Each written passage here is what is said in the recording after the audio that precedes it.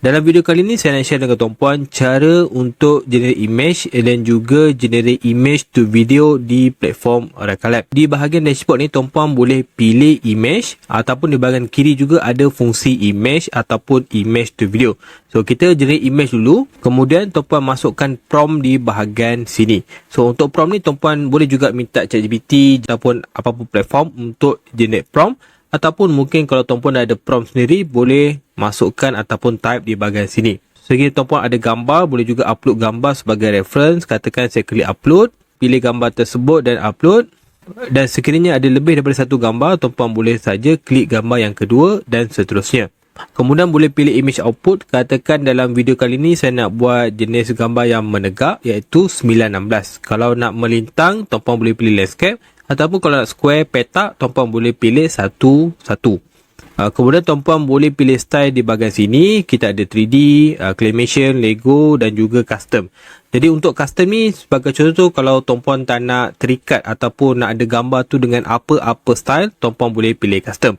So untuk video kali ni saya nak pilih realistic dan nampak gambar tersebut real. Dan saya klik saja butang generate. Dan di bahagian kanan tuan-puan akan nampak preview nanti. Dan dia ada dua fungsi lah, sama ada tuan-puan boleh view ataupun tuan-puan boleh klik download gambar tersebut. Kemudian untuk image to video, tuan-puan boleh pergi di bahagian kiri, klik image to video. Seterusnya upload gambar yang kita telah generate tadi, klik upload. Kemudian di bahagian aspect ratio, tuan-puan boleh pilih lah sama ada nak output 1:1, 9:16 ataupun 16:9. Katakan saya pilih 9:16. So kemudian tuan-puan boleh masukkan prompt. Untuk prompt ni saya masukkan pendek saja sebab apa, saya hanya perlukan simple animation saja.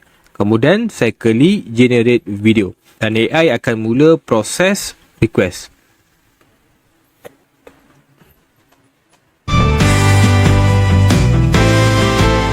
Dan tuan-puan boleh nampak di bahagian kanan, gambar kita tadi telah pun di-generate menjadi video. Untuk image to video ni kita support sehingga video 10 saat. Sekiranya tuan-puan nak video yang 20 saat, 30 saat, tuan-puan boleh ulang proses yang sama untuk video yang kedua, ketiga dan sebagainya. Seterusnya untuk generate video orang yang bercakap, tuan-puan kena masukkan dialog di dalam prompt. Disclaimer, kalau tuan-puan perasan di bahagian sini, sebenarnya untuk voice AI ni kita belum lagi fully support sebab apa, kita punya output voice masih belum konsisten. Tapi sekiranya tuan-puan nak cuba, tuan-puan boleh cuba masukkan prompt seperti ini. Okay, kalau tuan-puan boleh nampak kat sini, saya dah masukkan dialog dalam bahasa Melayu dan juga ayat lah, iaitu jangan lupa cuba platform Rekalab. Lepas itu tuan-puan boleh klik generate video.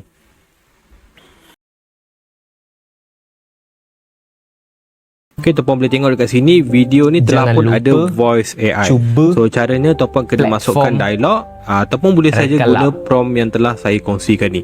So kalau nak betulkan tone dan sebagainya, tuan-puan boleh masukkan dekat bahagian sini lah. Katakan dialog in Malay, tone happy. Okay, apa lagi? Tone sad. Dan sebagainya.